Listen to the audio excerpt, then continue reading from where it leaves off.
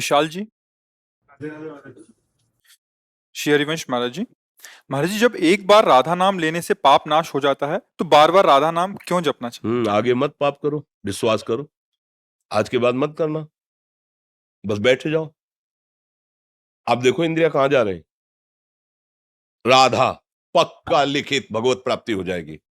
और आगे वृत्तियां विषयों में नहीं जानी चाहिए, संसार में नहीं जानी चाहिए, भोगों में नहीं जानी चाहिए। बोले वो तो रोक ही नहीं सकते, तो हर वृत्ति में राधा राधा बोलो। मुरारी पादार्पित चित्त वृत्ति, समझ रहे ना। काम तो हो गया तुम्हारा, लेकिन उसके ऊपर गंदगी मत डालो। बैठ जाओ शांत होके। बैठ पाओगे? बोले नहीं। तो बोले फिर अनवरत करो, अनन्य चेता सततम, सतत स्मरण करो। अभ्यास योग युक्तेन चेतसा नान्यगामिना। ऐसा अभ्यास करो कि चित्त तुम्हारा कहीं जाए ना। तो कैसे करें? लगाओ नाम में, रूप में, लीला में, धाम में, गुरुजनों की वाणी में। समझ पा रहे हो हमारी बात? काम तो हो गया, पर शांत हो जाओ। तुम्हारा पुराना स्टॉक जितना खत्म, अब आगे उस गोदाम में को गंदा मत करो। बोले हो ही नहीं सकता, करेंगे। क्योंकि आप अभी देखो, छोड़ के देखो। एक भूत का मंत्र मिला शिष्य को, उसने सिद्ध कर लिया। भूत प्रकट हुआ, उनका काम बताओ। ये काम 2 मिनट में कर दिए। भूत ने कहा काम बताओ। बोले अब तो काम नहीं। बोले उठा के पटक देंगे, जान से मार देंगे। हमें सिद्ध किया, हमें हर समय काम में लगाए रखो। भागे गुरुजी के पास, गुरुजी समस्या हो गई। हम तो भूत इसलिए सिद्ध किया था कि हमारा काम कर दे। वो कह रहा काम बताओ, कितना बतावें। वो जल्दी से जल्दी कर लेता है। अब क्या करें? वो कह रहा काम नहीं बताओगे तो मार देंगे। तो बोले ठीक है, एक खंभा लकड़ी का ऐसे गाड़ दो और उसे कहो चढ़ो उतरो। और जब काम होगा तो उसे काम बता दो, यही काम है, चढ़ो उतरो। तुम्हें वो मार नहीं पाएगा। समझ रहे हो ना? ये मन है भूत, ये मार देगा। अगर इसे सही ढंग से नहीं लगाया ना तो तुम्हें मार देगा। क्या करे? नाम रूपी खंभा गाड़ दो। राधा राधा राधा राधा राधा राधा। अब और काम है तो लग गए माता पिता की सेवा में, गुरु की सेवा में, समाज की सेवा में। वो लगा रहेगा, मार नहीं पाएगा। और जहां फिर खाली हो, राधा राधा राधा राधा। इसलिए कह रहे हैं कि निरंतर राधा नाम जपो। समझ में आया? कोई प्रश्न इस पे? पवन कुमार जी, भोपाल से। राधे राधे महाराज जी, अंदर से वैराग्य धारण करने की तीव्र इच्छा हो रही है और अध्यात्म मार्ग में चलने का मन करता हो, परंतु समाज में कुछ ऐसी घटनाएं घट जाती हैं जिससे मन विचलित हो जाता है। उसे वैराग्य ही नहीं कहते हैं। वैराग्य का मतलब होता है किसी से सलाह लेना, किसी घटना से देखकर विक्षिप्त हो जाना। इसे वैराग्य थोड़ी कहते हैं, इसे मरकट वैराग्य कहते हैं। मरकट में थोड़ी देर श्रृंगार करो बंदर का, सब नोच के बाहर फेंक देगा। इसे वैराग्य कहते हैं। वैराग्य का मतलब ये होता है कि घटना देखकर विक्षिप्त होना। अपने ऊपर घटना घटती है, ऐसा क्या कि घटना देखकर वैराग्य में फर्क पड़ जाए। वो घटना ही क्या है? वो घटना ही क्या है जो हमारे वैराग्य को, वैराग्य का क्या अस्तित्व रह गया फिर? जब राग रही थे तो घटना का प्रभाव कैसे पड़ सकता है? राग में ही तो घटना का प्रभाव पड़ता है। आप कह रहे हो वैराग्य बढ़ रहा है। और अध्यात्म तो कोई घटना ही नहीं। फिर अध्यात्म क्या? उमा काऊ में अनुभव पना, सत हरिभजन जगत सब सपना। सपने का कोई अस्तित्व, इन घटनाओं का कोई अस्तित्व है?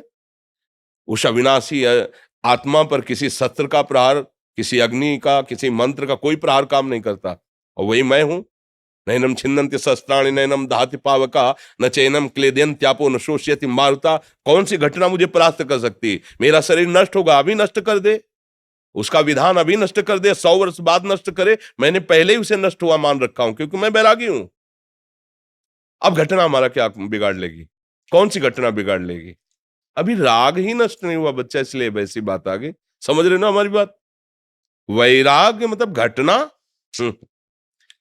अरे अभी वैराग्य को समझा ही नहीं। ब्रह्मादिक के भोग सब विषम लागत ताई, नारायण ब्रज चंद की लगन लगी है जाए। विरह कमंडल कर लिए बैरागी दो नैन, मांगत दर्श मधु करी छकत छके रहत दिन रैन। रूप छके घूमत रहे तन को तनिक न भान, नारायण दृग जल वह यह प्रेम पहचान। निरपेक्षम मुनिम शांतम निर्वैरम समदर्शनम अनुब्रजाम्यहम नित्यम पुए त्यंग रेणुवी। सरकार बोल रहे हैं निरपेक्ष है, किसी की कोई परवाह नहीं। मुनिम मननशील, गुरु प्रदत्त मंत्र और नाम जप रहा है। शांतम, किसी भी द्वंद्व में वह शांत नहीं होता। निर्वैरम, किसी से दुश्मनी नहीं है उसकी। समदर्शिना, सब जगह भगवत स्वरूप का ऐसे महात्मा के पीछे मैं घूमता हूं चरण रज लेने के लिए। भगवान कहे अनुब्रजाम्य हम अहम अनुब्रजाम्य हम, पूरे पवित्र होने के लिए, रेणु भी चरण रज लेने के लिए। फिर क्या यार, ऐसा कैसे तुम बहुत कमजोर बात कह दिए। वैराग्यवान और आत्मबोध प्राप्त करने के लिए भगवत प्राप्ति करने की आग लग जाए, फिर ये कोई परवाह हो? अरे न लाज तीन लोकन की, न वेद को कहे करे, न शंख भूत प्रेत की, न देव जच्छ ते डरे, सुने न कान और की, दृश्य न और इच्छना। ये महावीर का मार्ग है, सब कुछ रौंदता हुआ आगे बढ़ता है, कोई उसे रोक सकता है? हर त्रिशूल, हर शूल यहां फूल बनता है। ये भगवत मार्ग है। डाल तो हमारे सामने जितनी विपत्तियां डालना है, कैसी वो हर गम तुम्हारा सहेंगे खुशी से, कभी भी न सिकवा करेंगे किसी से। प्यारे तो देख तेरे के लिए जीवन समर्पित, अब जो खेलना है खेल, जो खेलना है खेल। मृत्यु से बढ़कर कोई खेल नहीं। मृत्यु तू मेरा प्रीतम है। पढ़ो विभूतियों में भगवान कह रहे सब कुछ हरण करने वालों में मैं मृत्यु हूं। जब आप आ रहे तो फिर मृत्यु भयभीत कैसे कर सकती है? और मरने से सब जग डरा, मेरो मन आनंद, कब मरी हो कब भेटियों। इससे बड़ी कोई घटना होती है? एक कायर थोड़ी इस मार्ग में चलते हैं, सूरवीर। केवल डायलॉग थोड़ी है, केवल वचन थोड़ी है, जीवन है। करके देख ले, मालिक से कह रहे हैं। एक एक रोम कटवा दे, एक एक अंग कटवा दे। तेरे से प्यार किया है, प्यार है तेरे ही बल से, तेरे ही बल से तेरे से प्यार किया। मिटा दे जो मिटाना चाहे। अब क्या डर, क्या डर? अपना कोई है तो डर है, मान है, शरीर है, मन है, कोई है तो डर। अब अपना क्या डर? न आगे न पीछे, न ऊपर न नीचे, तू ही तू है। लाली मेरे लाल की जित देखूं तित लाल, और लाली देखन मैं गई तो मैं भी हो गई लाल। अब काहे को डर यार, काहे को डर? बिल्कुल नहीं। अरे अभी बच्चा समझे ले हो, कुछ समझो या ना समझो, सबसे हमारी समझ भली। ठाकुर नंद किशोर हमारे ठाकुराइन ब्रसवान लली। अभी सब रंग आ जाएगा, मानो तो मान के चलो तो जान जाओगे, जान गए तो निहाल हो जाओगे। पहले नाम जप करो, कभी ऐसा कदम मत निकाल देना। ये आग का मार्ग है, अगर कदम निकाल के पीछे गए तो धोबी का कुत्ता घर न घाट का। सीधी बात। कदम तब बढ़ाना जब मृत्यु का वर्ण कर लेना, मैं मरा, अब अमर हो जाओगे। और अगर इसमें डर के हो कि पता नहीं ऐसा लो, मत निकालना। ये बड़ा ही कठिन मार्ग है। प्रेम पंथ अति कठिन है, सबको निभात नाय। चल के मोम तुरंग पर चलिबो पावक माए। मोम के घोड़े पे बैठ के आग की ज्वाला से निकलना ये मार्ग है। हाँ, ज्ञान के पंथ कृपान के धारा, भरत खगेश लगे नहीं बारा। जो निर्विघ्न पंथ लाहे, पंथ निर्वाही, सो कैवल्य परम पद लाही। भगवान के सहारे नाम जप करते हुए मस्ती से। हम तो कई बार कहते हैं, ये बात समझ जाए, केवल राम मरे तो मैं मरूं, नहीं तो मरे मेरी बलाए। अविनाशी का बाल का मरे न मारा जाए। आप कौन है समझ रहे हो? ऐसे पिता के पुत्र हो जो परम अविनाशी सच्चिदानंद है। कोई आंख तुम्हारी तरफ टेढ़ी करेगा, ऐसा कोई त्रिभुवन में पैदा नहीं हुआ। पर हम कई बार कहते हैं कि एक कांच है, ऐसे कंकड़ मारो टूट जाएगा, और एक कांच है गोली मारो तो नहीं टूटेगा। ओ बुलेट प्रूफ कैसे बना? बोले गरम ठंडा गरम ठंडा गरम ठंडा करते करते उसको इतना मजबूत कर दिया कि गोली भी नहीं। ऐसे हमारे भगवान करते हैं, कभी सम्मान, कभी अपमान, कभी निंदा, कभी तिरस्कार, कभी ये ऐसी परिस्थितियां पैदा करके हृदय को बुलेट प्रूफ कर देते हैं। द्वंद्व में मुक्ता। अब सुख दुख मान अपमान निंदा स्तुति का कोई फर्क नहीं। अब उस स्थिति को झेलने के लिए तैयार हो कि इतना गरम ठंडा किया जाएगा, उसको मजबूत करके ही छोड़ेंगे। अपने दास को भगवान ऐसा महान बना देते कि त्रिभुवन का कोई भी दुख सुख उसे परास्त न कर पाए, क्योंकि भगवान जैसे है वैसे ही भगवान का दास हो जाता है। तस्मित् तज्जने भेदा अभावात्, भगवान और भगवान के जन्म में भेद का अभाव है। अर्थात ब्रह्मविद ब्रह्मवि भवति, जो ब्रह्म को जान जाता है ब्रह्म स्वरूप हो जाता है। मुकेश कुमार गौतम जी जयपुर से।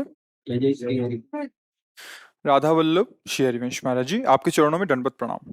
महाराज जी, हमारी प्रीति भगवान श्री राम के चरणों में है। हम निरंतर राम नाम का जप भी करने का प्रयास करते हैं। महाराज जी, हमें आपके प्रवचनों से ही नाम जप का आदेश मिला है। महाराज जी, क्या हमें किसी राम भक्त को ही गुरु रूप से वर्ण करना चाहिए? कृपया मार्गदर्शन करें। देखो, गुरु हमारे हृदय का विषय होता है। अगर हम कंठी और तिलक बंधवाना मात्र गुरु समझे तो मुझे लगता है कि मुझे भूल होगी। और हमने ऐसे हजारों लोग देखे जो कंठी तिलक हमसे नहीं बनवाए, लेकिन नाम में प्रीति, गंदे आचरणों का त्याग और अच्छी भावनाएं प्रकट हो रही, तो क्या वो हमारे नहीं है क्या? क्या कंठी तिलक बंधाने से केवल हमारा होता है क्या? आप हमारी बात समझ गए? अब कौन सी ऐसी बात है जो तुम्हें सत्संग में ना मिलती हो? कोई ऐसी बात है जो सत्संग में ना मिलती हो? मिल रही ना? बस। आप चाहे यहीं से बोला जाता है, राम जपो, कृष्ण जपो, हरि जपो, शिव जपो। अभी तो कई महीनों से चल रहा है, रघुनाथ जी का ही चरित्र चल रहा है सुबह प्रातः सत्संग में। हमको भगवान नाम जप करना है, संत मुख से सुन लिया, कई बार कहा राम कृष्ण हरि, सुन लिया, अब जप कर। अब ये आगे का भगवान का काम है। किसको मिलाते हैं, किस रूप में गुरु रूप से आते हैं, हमें नहीं पता।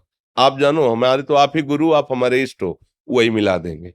वो जहां मिलाना तो तुम्हारे हृदय में एकदम आनंद आ जाएगा, शीतलता आ जाएगी और लगेगा यही मेरे जीवन धन है, यही मेरे गुरुदेव हैं, बात बन जाएगी। हम अपनी तरफ से ये दौड़ भाग करेंगे तो ऐसा ना हो जाए कि हम ना समझ पाए और फिर बाद में हमारी अश्रद्धा हो जाए तो हमारा जीवन रुक जाएगा, परमार्थ रुक जाएगा। तो हम ये बात भगवान के ऊपर छोड़ देते हैं, क्योंकि वो हमको भी जानते हैं और गुरु को भी जानते हैं, सब गुरुओं के गुरु हैं। आपको जिस गुरु से या जिस रूप में मिलना हो, आप हमारे पास, हम आपका इंतजार करेंगे।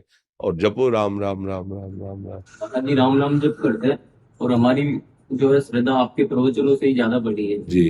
तो भाव बच्चा मानने का भाव है, मानने का है। क्या गुरु गुरु क्या एक तत्व है या 100-200 तत्व है? इस पर तुम्हारा कुछ चिंतन कभी गया है? गुरु एक तत्व है ना? हम मान लेते हैं, हम अपने गुरुदेव का वर्ण कर लिया, उनके वचन मान लिए, चल दी, भगवान की प्राप्ति हो जाएगी। अगर वचन नहीं माने तो बाहरी सब करने से अगर भगवान की प्राप्ति होती तो बहुत जल्दी सबको हो जाती, फिर क्या जाता है? ऐसा कहीं भी हमने नहीं देखा है, ना पढ़ा है और ना अनुभव में आया है। उनके वचन मानने से आया है। गुरु का क्या है? मोक्ष मूलम गुरु कृपा। कब? जब मंत्र मूलम गुरु वाक्यम। तो गुरु तो भगवान, ये कभी इंसान गुरु हो ही नहीं सकता। इंसान गुरु नहीं हो सकता, भगवान ही गुरु है। तो देखो, भगवान दे रहे हैं ना, राम राम बोलो। क्या दे रहे हैं? भगवान ही अपना परिचय बता, राम राम बोलो, कृष्ण कृष्ण बोलो, हरि हरि बोलो, राधा राधा बोलो। ये है गुरु जो निकला ना, ये गुरु है। मंत्र मूलम गुरु वाक्यम। प्रकट में तो हमें अखंड मंडलाकारम व्याप्तमेन चराचरम, चराचर में सब में गुरु तत्व विराजमान। प्रगट में तो हमें ऐसी भावना करनी कि सर्वत्र मुझे अपनी गुरु भावना कर लेनी। पर चलो वो स्थिति नहीं, तो एक जगह जहां हमारा हृदय मान गया कि इनकी बातों से हमारा संशय नष्ट हो रहा है, इस जगह से हमारी प्रीता बढ़ रही, हम वही भाव मान लेते हैं। मानने का सारा खेल है। और जब आगे की बात आएगी वो आ जाएंगे, वो उसी रूप में आ जाएंगे जिस रूप में हाथ पकड़ना है।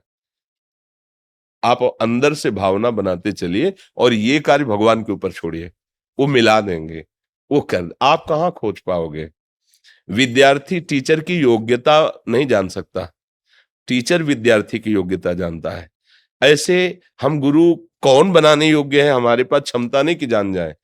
वो हमें जान सकता है लेकिन हम उन्हें नहीं जान सकते। तो आप जनाना कि आप हमारे गुरुदेव हो और हाथ पकड़ लेना। अब हमने शुरू कर दिया है मान के, तो मानी संख्या से सवाल हल हो जाएगा। मान लिया कि इस जगह हमारे गुरुदेव व्याप्त हैं और इनके श्रीमुख से हम राम राम सुन के जपना शुरू कर दिया। अब रूप लेकर के वो कौन सा आते हैं, रामानंद तिलक लगा करके आते हैं कि वो कौन सा, वो उनका काम है। हमें बता देना कि आप आ गए गुरुदेव रूप में, खत्म खेल। छोड़ दो उनके ऊपर भार, वो अपने आप मिला देंगे। नहीं मिला देंगे? जैसे अभी मिला दिया है प्रवचन उपदेश, ऐसे ही वो हाथ पकड़ करके भी चल देंगे। तुम्हें चिंता क्या करनी है? शरणागत अंदर से हो प्रभु की, वो बात बन जाएगी। इसमें कोई संशय लग रहा है? महाराज जी जैसे ये बोलते हैं कि मैंने कल यहीं पे बात की थी आश्रम में कि मेरी प्रीति सर महाराज जी से मैं राम नाम में है और राम जी की मैं स्तुति करता हूँ, राम जी की भक्ति करता हूँ मैं। तो जैसे मैंने कल यहाँ पे बात की थी तो बोल रहे थे कि महाराज जी से अगर आप लोगे दीक्षा वगैरह। हम कह रहे दीक्षा का मतलब तुम क्या समझे हो? दीक्षा का मतलब क्या समझो? यही तो ना कंठी तिलक। नहीं तो बात तो हम वही बोल रहे हैं ना। गुरु मंत्र महाराज। मंत्र मूलम गुरु वाक्यम। वाक्यम मंत्र का मूल क्या है? गुरु के वचन। कह रहे हैं राम राम जपो, भगवान के चरित्र गाओ, भगवान की शरण में हो, बात पकड़ो ना। अब तुम अगर इसमें आओगे तो फिर मार्ग बदल जाएगा। तुम जो चाह रहे हो गुरु दे रहा है, और गुरु जो जिस चाहत में है, अगर वो चाहत पकड़ना चाहोगे तो अपनी चाहत का समर्पण होता है। फिर कोरा कागज बन करके जाया जाता है। अनुमति और आज्ञा में बड़ा अंतर है बच्चा। फिर अनुमति और आज्ञा में अंतर है। ये अनुमति है आपकी राय में दस्तखत करना, और आज्ञा उसको दी जाती है जो ऐसे केवल होता है। आप क्या जानना चाहते हो? आप क्या पाना चाहते हो? मेरा कोई प्रश्न नहीं, बस मैं आपकी शरण में हूं। आप क्या जनाना क्या पवाना ये आप देखिए। वो एक अलग मार्ग हो गया, और इस मार्ग में वहीं तक पहुंचने के लिए कह रहा हूं। जब आप ऐसे चलोगे ना तो भगवान आगे का मार्ग खोलने के लिए वो आपको उसी रूप में मिल जाएंगे। आपको खोजना नहीं पड़ेगा। ये वचन मानो ना कि वो मिल जाएंगे, खोजना नहीं पड़ेगा। यहां आप उपाय कर रहे हो, उपाय मत करो, नाम जप करो, उनके ऊपर छोड़ दो। वो आ जाएंगे उस रूप में, आपको वरण कर लेंगे, या आपका संशय मिटा देंगे, या आपका संशय मिटा देंगे। वो उनका खेल है। तुम खूब नाम जप करो, रामचरितमानस पढ़ो, भगवान के भक्तों का सम्मान करो, और प्रभु से याचना करो कि नाथ आप ही हमारे गुरुदेव हो। इष्ट और गुरु में भेद नहीं होता। भक्त भक्त भगवंत गुरु चतुर नाम बपवेग। अब जिस रूप से आपको आना हो, हमारे हृदय में निष्ठा पैदा कर दो। अगर वो इधर निष्ठा पैदा कर रहे हैं तो समझ लो उनके द्वारा दी गई। यदि और कहीं निष्ठा तो उनके द्वारा। अभी उनके ऊपर छोड़ो, आप फाइनल में मत रखो। समझ गए? जी महाराज जी। तो आपका सत्संग सुनते हैं। थोड़ा सा इनका प्रश्न था, मैं पूछ नहीं पाया। कह रहे थे कि इनको पद का अभिमान ना हो, इसके लिए महाराज जी क्या? हाँ, देखो, अगर हम कोई साधना भी करते हैं, सूक्ष्मता से समझना, तो अहंकार ऐसी वस्तु होती है कि उसमें वो जाकर के अपने आप पुष्ट कर देता है। जैसे कि हम 10 वर्ष फलाहार रहे, तो दूसरों का अच्छा भोजन देखकर, खाते देखकर अन्नादि हमें गर्व होगा। मैं 10 वर्ष से फलाहार हूं, उनके प्रति लघुता आएगी। मतलब परमार्थ के साधन में भी अहंकार का भय रहता कि बढ़ ना जाए।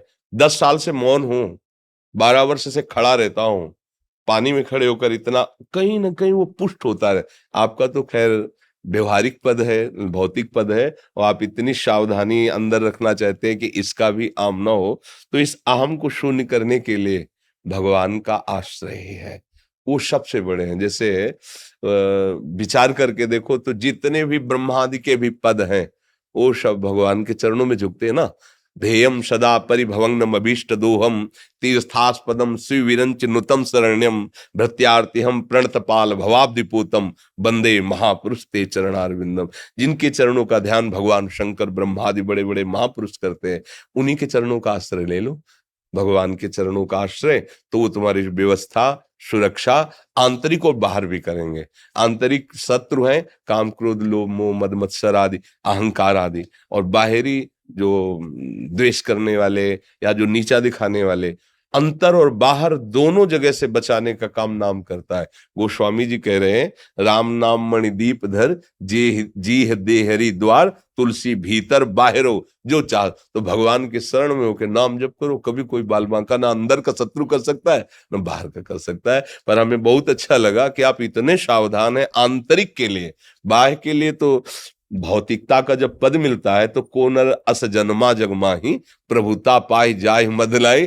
पर आप इतने सावधान हैं कि आप भौतिक पद पे होते हुए भी उस दुश्मन पर नजर रखे है जो अंदर बढ़ता है। ये कृपा का लक्षण। इसका मतलब आप पर भगवान की कृपा है। तो भगवद आश्रित होकर नाम जप कीजिए। हाँ, समाज की सेवा करो। भगवान ने कृपा की, चाहे अगर हम छोटे पद से अच्छी सेवा करते जाएंगे ना तो भगवान, जैसे पिता 1000 रुपया दे, आप उसे सही प्रयोग कर दिए तो 1 लाख की सोच लेगा, और 1 लाख सही खर्चा कर लिए ना तो 1 करोड़ की व्यवस्था है। मेरा पिता अनंत वैभवशाली है, समझ रहे हो? और आपको सेवा दी, आप इसे अच्छी तरह निभाओ। कहीं कोई ऐसा गंदा आचरण न हो जिससे आप पर अंगुली उठे कभी। तो आपको आगे बढ़ा दिया जाएगा। वो चाहे ना तो मच्छर को भी ब्रह्मा बना दे, मसकहीं करें बिरंची अज अजय मशक्तेहीन। प्रभु का भरोसा रखो, माता पिता की सेवा में भगवत भाव रखो, ये आपके लिए भगवान के समान है। और जो पद मिला है, जितने लोग आपके सेवा क्षेत्र में आते हैं, एक मित्रवत व्यवहार करो, आत्मवत व्यवहार करो। जो दूसरों को कष्ट देने वाला व्यक्ति हो, उसको शासन में लेने की जितना अधिकार है उतनी व्यवस्था करो कि गरीब को, दुखी को, किसी ऐसे को ना सता पावे जिसके पास सहयोग, उसके पास आप खड़े हो जाओ कि इससे लड़ने का मतलब मेरे से लड़ना। तो देखोगे भगवान आपको ऐसे उठाते चले जाएंगे। नहीं, वो चाहे तो क्या नहीं कर सकते, वह उनके सहारे रहना और कभी डरना नहीं। जो धर्म पे चलता है उसका विनाश कोई नहीं कर सकता। थोड़ी देर के लिए विपत्ति आ सकती है पूर्व कर्मानुसार, जैसे महाराज युधिष्ठिर पांडवजन बन बन भटके ना, लेकिन चक्रवर्ती पद पर बैठा कौन? युधिष्ठिर ही तो बैठे, विनाश हो गया कौरवों का। इसलिए थोड़ा धैर्यवान बनना कि भजन करता हूँ, सबकी सेवा करता हूँ, फिर भी लोग हमारी अवहेलना करते हैं, निंदा करते हैं। हारना नहीं, वो आगे आपको बढ़ा देगा। चल अच्छे से। शेरविंश महर्षि, महर्षि आप कैबिनेट मिनिस्टर हैं अभी वर्तमान में, और आप उनके साथ के सहयोगी जो कुछ उत्तर प्रदेश मंत्रालय से हैं, कुछ जो कैबिनेट में बैठे हैं, और कुछ पुलिस विभाग के मंत्रालय। महाराज जी, आपके श्रीमुख से कुछ आशीर्वचन महाराज जी।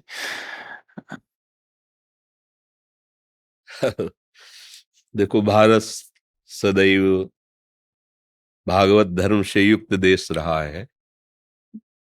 अब धीरे धीरे आधुनिकता ऐसी बढ़ती जा रही जिससे हमारे आचरण हमारे धर्म के प्रतिकूल होते जा रहे हैं।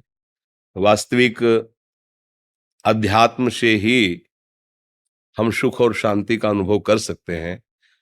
दूसरों के सुख के लिए जो जीवन धारण करता है वही महात्मा है, वेश कुछ भी हो। अगर वेश साधु का है और स्वार्थवश वासनाओं की पूर्ति, उसे महात्मा नहीं कहा गया। भले पैंट शर्ट में है, पैजामा कुर्ता में है, धोती कुर्ता में है, पर उसका दूसरों का हित करना स्वभाव बन गया है, तो उसी को महात्मा कहा गया है। हमें चाहिए कि हमें जो भी पद भगवान की कृपा से भारत सरकार की पदवी पर जो भी पद मिला है, उससे हम समाज में शांति और सुख का विस्तार करें। वो तभी होगा जब यहां होगी। खास बात है, अगर हमारा हृदय शांत है, कैसे होगा शांत हृदय? किसी पद को पाकर, किसी संपत्ति को पाकर, सम्मान प्राप्त करके मन शांत नहीं होता, भय और अशांति से युक्त होता है।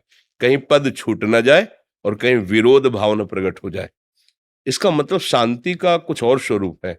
तो भगवान श्री कृष्ण चंद्र जो कह रहे हैं कि श्रद्धावान लभते ज्ञानम तत्परा संयतेन्द्रियः ज्ञानम लब्ध्वा पराम शांति मचिरेणाधिगच्छति। शांति का स्वरूप है, अगर ज्ञान प्राप्त हो जाए तो शांत हो जाएगा, उसकी वृत्तियां निर्मल हो जाएंगी। तो ये नहीं कि ज्ञान प्राप्त करने के लिए उसे साधु वेश धारण करना पड़ेगा।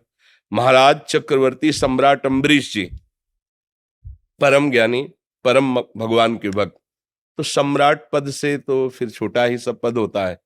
सम्राट पद होता है शास्त्रों राजाओं के ऊपर जो बैठा हुआ है, उसे जिसे बादशाह कहते हैं, वो सम्राट पद था अम्बरीश जी का। तो हमें लगता है कि यदि हम ये बात जान जाएं कि मेरे भगवान ही विविध रूपों में हैं और मुझे उनकी सेवा करने का सौभाग्य मिला है, और जितना भी हमें सामर्थ्य भगवान ने दी है, जो धर्म विरुद्ध आचरण करेगा, भगवत विरुद्ध आचरण करेगा, शास्त्र विरुद्ध आचरण करेगा, तो शास्त्रीय और राजकीय दोनों जगह कानून बने हुए हैं।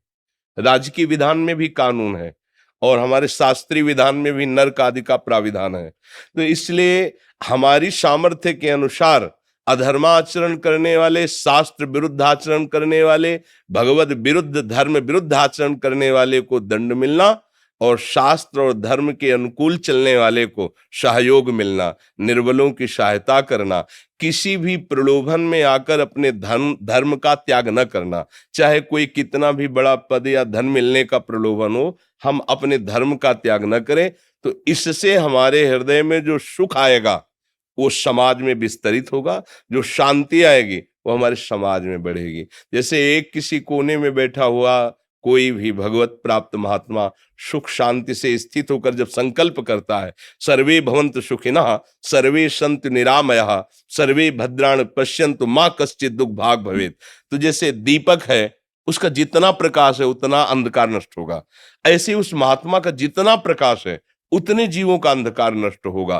तो आपको भी जो पद मिला है, बहुत से नगर गांव लाखों लोग आपके अधीन हो सकते हैं, प्रेम सुख और शांति। आज हम सही ना समझने के कारण कुछ लोग अपने पदों का दुरुपयोग करने लगते हैं। कितने दिन ये पद रहेगा, कितने दिन ये वैभव रहेगा, कितने दिन ये शरीर रहेगा, ये हम खुद अपने से प्रश्न करें। नहीं, एक नियत समय के लिए है। काल से कोई भी अंग रक्षक नहीं बचा सकता, काल से कोई भी सुविधा धन दौलत पद मुझे नहीं बचा सकता उस कालातीत परमात्मा के सिवा। तो हमारा जितना समय बचा है हम प्रभु का स्मरण करते हुए धर्म पूर्वक चलें, और ये बहुत बड़ी सेवा है। देखो, चाहे हम एकांत गुफा में रहे हो, पर आके समाज सेवा ही करके जाना होगा। तो आपको तो प्रारंभ से ही समाज में रख दिया और भगवान ने योग्यता दे दी और आपके हाथ में अधिकार दे दिया। आप लाखों लोगों को सुख पहुंचा सकते हैं, आप लाखों लोगों को दुख से बचाने का उपाय कर सकते हैं। तो हमारी प्रार्थना है, जो भगवान ने आपको पद दिया है, ईमानदारी से सत्य को साक्षी रखकर आप उस पद पर चलिए और भगवत स्मरण करते रहिए, तो ये जन्म भी आनंद और सम्मान पूर्वक कटा और हम भगवान के पास जाकर भी उनका प्यार दुलार प्राप्त करेंगे। ये जगत का जितना भी स्वरूप है, ये प्रतिपल एक रस नहीं रह सकता, ये परिवर्तनशील है। आप देख रहे हैं, एक समय आपकी बाल्यावस्था थी, अनजाने में जान ही नहीं पाए, जवानी आ गई और जवानी कब गई पता ही नहीं चला और शरीर शिथिलता और बुढ़ापा की तरफ। तो आगे वाली भी की तो सोच लें, उस दशा का नाम है मृत्यु। जैसे बाल्यावस्था, यौवन अवस्था, जरावस्था, तो फिर मृत्यु अवस्था। मृत्यु के बाद का हमारा परिणाम, ये हमारी खेती जो हम कर रहे हैं, वो हमें भोगना हो। अवश्य में भोक्तव्यम कृतम कर्म शुभाशुभम। जो पदों में बैठ करके खूब मनमानी आचरण करते हैं, तो भगवान ने उन्हें उनके सुकृत के अनुसार सौभाग्य दिया कि समाज रूपी नारायण की सेवा कर लो, और अगर वो उससे चूक गए तो फिर ये दुर्लभ देह और ये बहुत ही माननीय पद, ये हमारे किस काम में आए। इसलिए हमारी दैन्य भाव से प्रार्थना है, आप सब जो जिस पद में हो, सत्यता और ईमानदारी से भगवत प्रसन्नता के लिए करोगे तो है सांसारिक कार्य, पर इससे आपको भगवत प्रसन्नता प्राप्त हो जाएगी, भगवत प्राप्ति हो जाएगी। अम्बरीश जी को पता नहीं था कि मेरी रक्षा में सुदर्शन चक्र है। जब दुर्वासा जी अपने तपस्या के अभिमान में आकर के उनकी परीक्षा के लिए गए और कृत्या प्रकट की, मंत्र से मारण का प्रयोग किया, तो सुदर्शन चक्र जी प्रकट हो गए। जबकि एक वो महात्मा है जो लंगोटी वलकल की लगाकर केवल दूब का रस पीता है, और एक वो राजा जिसकी बहुत सी रानियां और बहुत सा वैभव है, पर वो भगवत सेवा परायण है। खास बात, अम्बरीश जी जगत को भगवान की सेवा मानकर राजपद पर बैठ, तो सुदर्शन चक्र उनकी रक्षा में है। काल भी उसे परास्त नहीं कर सकता जिस पर हरि का वरद हस्त है। मुझे चाहिए कि मेरा जीवन ये तो लाभमय हो ही, और मेरा मरण भी महोत्सव बन जाए। जैसे हमें अभी कहीं विदेश जाना हो और मुझे कोई ना परिचय हो और तुरंत मुझे देश से निकाला जाए, अब कैसा लगेगा? और अगर मुझे पास दे दिया गया है और वहां व्यवस्था कर दी गई, फिर देश से किया जाए तो कैसा लगेगा? दोनों बातों को देखो। ऐसे ही ये देश हमें कमाई के लिए मिला है क्या? सत्कर्म की कमाई करके, भजन की कमाई करके हम भगवत धाम पर अपना अधिकार प्राप्त करें, भगवान की नित्य सेवा में पहुंचे। आजकल जो बहुत मानसिकता बिगड़ रही है, बेविचार, मदिरापान, मांस खाना, इन किन प्रकार किसी भी हिंसा के द्वारा, अधर्माचरण के द्वारा सुख भोग करना और धन कमाना बहुत गलत है। परिणाम में इसका जो परिणाम आएगा वो आप संभाल नहीं सकते। कोई भी धर्म तुम्हारी रक्षा करेगा, भगवान नाम तुम्हें सुख प्रदान करेगा। और धर्म विहीन जो आचरण बढ़ रहे हैं, हमें लगता है आप जैसे पदाधिकारी जन अगर मिल करके इस पर थोड़ा सा प्रकाश डालें तो हमारे नव युवक, यही हमारे भारत देश की आगे चलकर वो पीढ़ी है जो हमारे देश को सुव्यवस्थित सुरक्षित रखेंगे, चाहे वो सेना में कहीं भी हो। अगर हमारा स्वभाव ठीक हो गया, आचरण ठीक हो गए, तो सब ठीक हो जाएगा। इसलिए हमारी प्रार्थना है, नाम जप कीजिए और सबको भगवत सेवा की भावना से सुख दीजिए। आपको जो पद मिला है वो जीवन सार्थक हो जाएगा। और हम चाहते भी हैं हृदय से कि आपका स्वागत करें, पर एक तो भिक्षुक हैं और दूसरी बात ये है कि जब कोई गरीब जन ऐसे आते हैं और देखते हैं कि बड़े जनों को दुपट्टा मिला, माला मिला, और वो जब रो के हमसे कह देते कि महाराज जी मुझे क्यों नहीं, तब मुझे लगता है एक स्थान तो ऐसा होना चाहिए जहां सबको बराबर प्यार मिलना चाहिए। आपको तो सब जगह सम्मान मिलता है क्योंकि वो है आपका अधिकार, लेकिन वो आदमी जो एक गरीब आदमी आ रहा है, वो जब बाहर खड़ा लाइन में देखता है कि ये लोग तो सब दुपट्टा और हमको 1 मिनट खड़े नहीं होना दे, देखा और निकाल ले, तो इसलिए एक दिन नियम ले लिया था कि हम किसी को कोई भी बाहरी स्वागत, हृदय से हम आपका स्वागत करते हैं और हमारे वचन ही आपके लिए, ये जो आप आए हैं ये हमारी लाडली जो से कृपा से आए हैं। श्री राधिका कृपा बिनु सबके मनन अगम्य। जब हनुमान जी का दर्शन विभीषण जी कर रहे हैं, तब उन्होंने कहा प्रभु मैं समझ गया कि आज मेरे श्री राम की मेरे ऊपर कृपा है। जो प्रभु मोहि अनुग्रह कीन्हा तो तुम आई दरस हठ देना, अब मोहि भाव भरोस हनुमंता बिनु हरि कृपा मिले। तो हृदय का प्यार हम आपको समर्पित करते हैं। आप स्वस्थ रहकर और परम पवित्र बुद्धि के द्वारा हमारे देश की सेवा करें। बाहरी स्वागत, हम तो भिक्षुक हैं कि आपको माला पहनाए या चुनरी डालें, ऐसा पहले सोचा था, हमारे मन में था कि अगर हमारे देश के पदाधिकारी जन धर्म का रहस्य समझेंगे तो लाखों को वो सुव्यवस्थित रखेंगे। पर जब उनकी बातें सुनी तो मुझे भी लगा कि इनका तो सब जगह सम्मान होगा, लेकिन उसका तो उसके लिए हमको इस स्थल पे एक श्रेणी रखनी पड़ी। एक श्रेणी में जैसे हम आपसे हाथ जोड़कर बात करते हैं, ऐसे उनसे भी बात करते हैं। जैसे हम आपको कोई माला चुनरी नहीं, ऐसे उनको भी कोई माला चुनरी नहीं, तो एक समान भाव हो गया।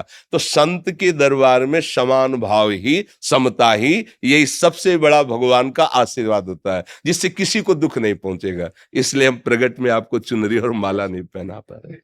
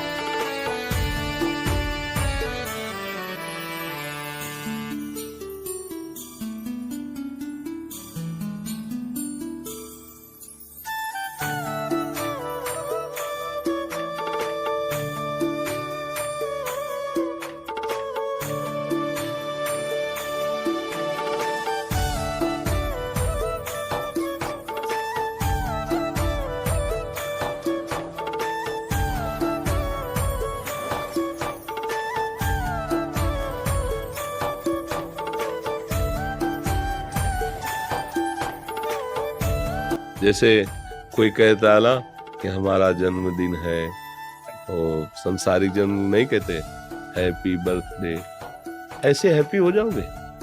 हैप्पी ऐसे हो जाओ जब तक तुम्हारे पास नाम रूपी धन नहीं है, अच्छे कर्म नहीं है, बुजुर्गों की सेवा नहीं है, तो तुम हैप्पी कैसे रह सकते हो?